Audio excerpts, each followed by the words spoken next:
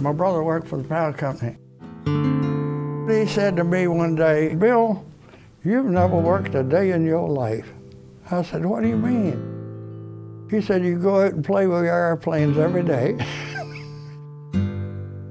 From the time I started flying until I retired, I had flown about 30,000 hours.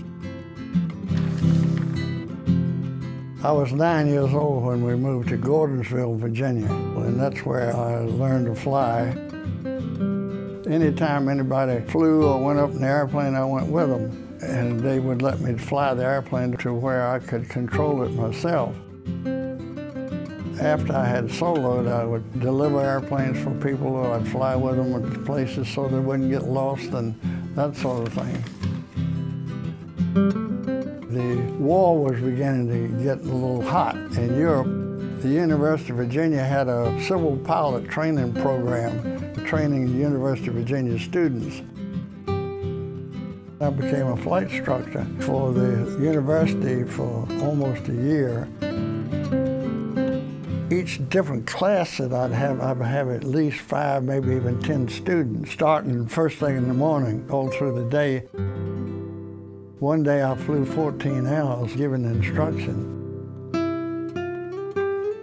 And when the war started, the Army had some flight schools, so I thought I'm going to go see if I can get a job at one of those schools. Well, I ended up going to Arcadia, Florida. When I was in the Army base, I taught acrobatics. It was so important to teach those students that they had me frozen in that job. I could have just stayed right there the whole length of the war. And I thought to myself, I don't want to be left out. If I get old, my kids are going to say, "What'd you do during the war?" I thought, "Well, I just taught people to fly." I didn't want to do that. I wanted to advance myself in my aviation career.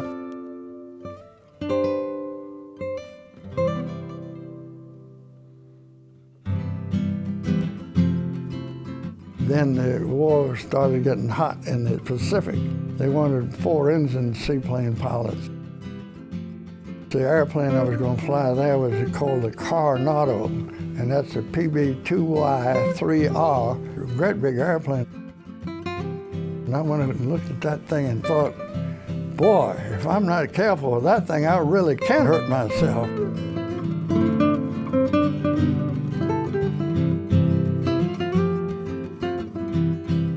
A lot of my trips would take 30 days out in the Pacific, hitting all the islands. We carried a lot of the admirals, and we carried a lot of people on emergency leave, and we carried the USO groups. After the war, I learned that Guy Lombardo was talking about having an airline in New York, and he was going to be using seaplanes. Not knowing Mr. Lombardo, I got on a train to New York. I went down to the Roosevelt Hotel, walked up to where he was leading the orchestra, and I reached up and shook his pants leg. And he turned around and looked at me, and I said, "I understand you're thinking about starting an airline. I'd like to talk to you about it." Right away, we kind of hit it off. Long Island Airlines. We were going big guns there for a while. And we had 40 scheduled flights a day in and out of the East River in downtown New York, foot of the Empire State Building. I flew a lot of the movie stars. Bruce Cabot, Marion Davies, Elizabeth Taylor, I don't know, a whole bunch of them. It didn't take us long, we went broke. Frankly, we just didn't charge enough money. That's what it amounted to.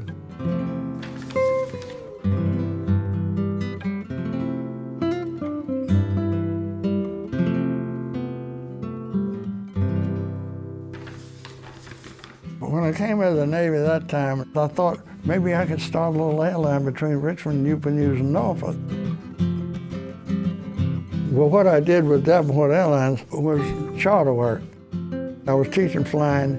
I had a franchise selling Cessna airplanes.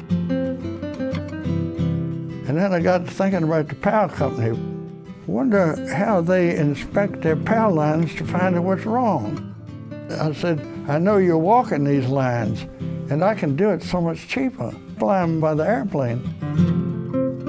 I finally talked them into putting it up for bid. I got the bid. And that money that I started making with them was carrying the whole business. I think I've been extremely lucky. And I can think of nothing better than to start doing and stay with what you enjoy doing. If you enjoy going to work in the morning, that's life. I would hate to have a job that I would hate to go to work and think I'm looking forward to a week's vacation. What the hell, I stayed on vacation.